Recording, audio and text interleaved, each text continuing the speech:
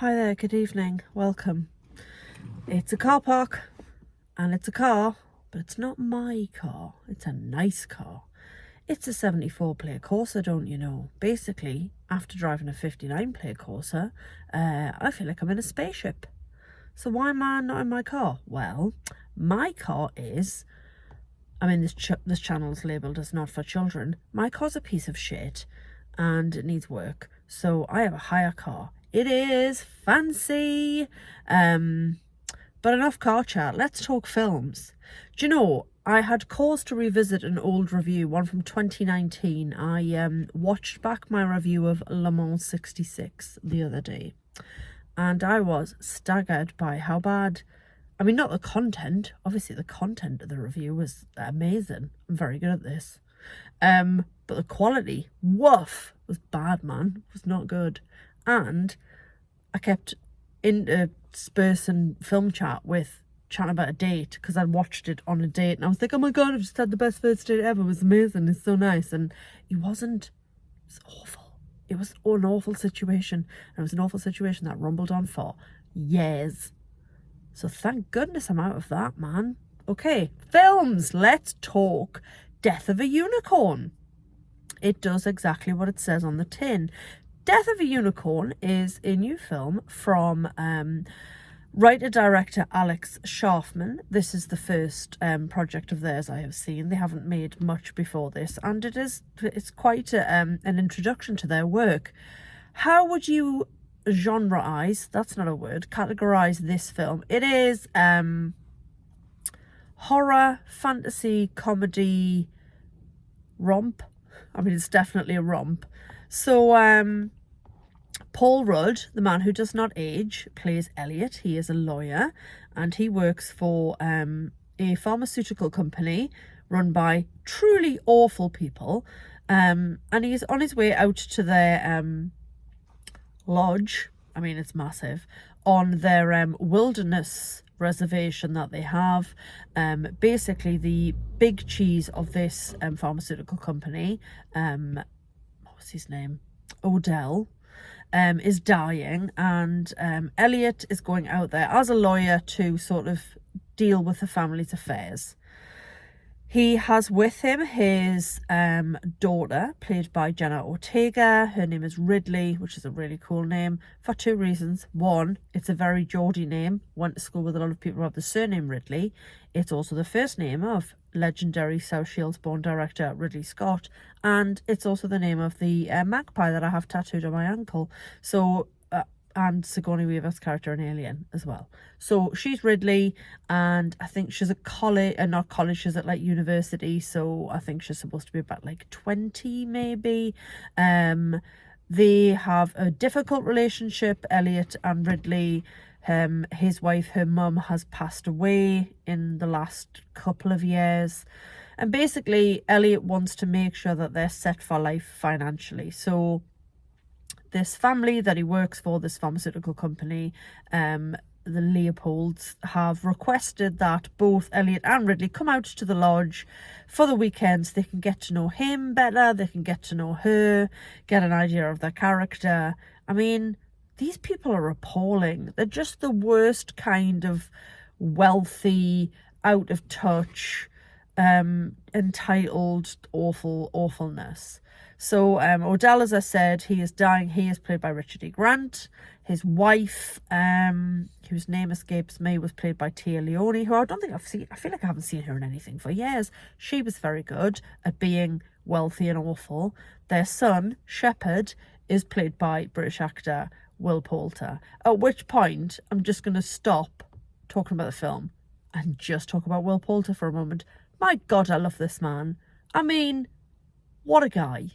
From like Son of Rambo when he was a kid, he's done MCU where he was painted gold, he was in The Bear, he's in Alex Garland's Warfare that comes out this weekend.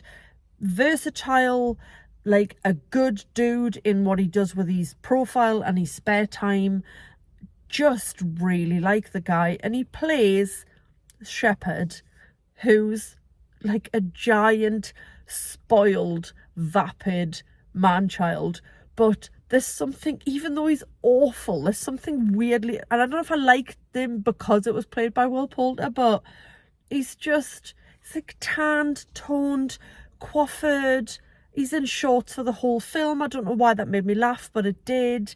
And he's just like, there's constant references to all the things he's done. He refers to himself as an entrepreneur. He's the epitome of, he's grown up in wealth. His mother and father despair. They've obviously thrown money at his education. He's good at nothing. So he just keeps talking about when I did this and when I did that and all these projects. And like, he's a mixologist and he got into photography for a while and then he took up archery. And there's just something so wonderful about him as an actor and this character, even though he's dreadful.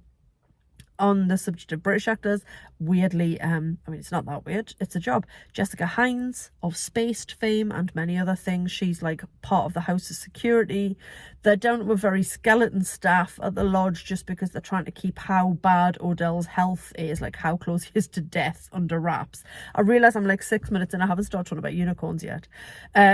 So basically, on the way to the house, driving through the wilderness reservation, Ridley and Elliot hit a unicorn with their car. This is in the trailer, I'm not spoiling anything. They put the unicorn, which they think is dead, in the boot, and they drive up to the house, and from then on, it all goes bananas, because Ridley touches the horn of the unicorn. She kind of bonds with the animal. She sees things, and then Elliot's desperately trying to just do this deal, get himself on the books, get himself sort of financially sorted, because he thinks that's the best thing he can do for his daughter. So there's a whole like father-daughter bonding thing going on. There's the Leopold family who are all dreadful, and then there's unicorns, and then there's a dead unicorn, and then there's very, very angry, because basically it transpires that the one that they've killed is a young one, a baby one. So then mummy and daddy unicorn come looking for the baby, and they're not very happy. So there is horrendous deaths. There's really black humour. There's Will Poulter being really vain and funny. There's Jenna Ortega doing what she does, which is being like alternative and quirky and a bit dark, but also brilliant because she's an excellent actor. Paul Rudd's doing the Paul Rudd thing of never aging and trying to be a good dad while making the wrong call because he's lost his wife and he doesn't really know how to be a solo dad. Like I said, Jessica Hines as Shaw, who's like the house's security. There's also a guy called Griff, who's kind of like the house's butler, who brings like so much humour when he's not really, he doesn't do a lot, but the actor, and his name escapes me, I have just looked him up, does so much with the limited time that he has. So it's basically, they discover that the unicorn horn has healing properties. It heals Odell of his cancer, but then they're not interested in sharing this cure with the world. They just want to save it for people who are as wealthy as them. I did mention they're appalling. So yeah, there's death, mayhem, history, father-daughter stuff, violence. Did I mention that? Death. Like, once again, I'm watching another film where people die horribly, but it was an absolute romp and I really enjoyed it. I mean, straight away you have to believe in unicorns, that's fine. I also really like the way unicorns were realised, which wasn't that they were just horses with a thing sticking out. They were kind of different, horse-like, but not horses. And yeah, if you just sort of go into it and are happy to be swept along by it, it's really good fun. I really enjoy black comedy. It put me in mind of Companion, in that there's a group of people isolated in a big fancy house, and then something in there, in the case of Companion, the rogue sex doll, in the case of Death of a Unicorn, unicorns trying to kill the people who are in the house. And actually most of them are dreadful and you don't really want them to survive anyway. That's it in a nutshell. But I really enjoyed it. It was bananas, and you know, I enjoy films that surprise me, and this did. It was good fun. Next time I report, I'll probably be back in my own crappy car, so enjoy the luxuriousness behind me. Thanks for watching. Katie out.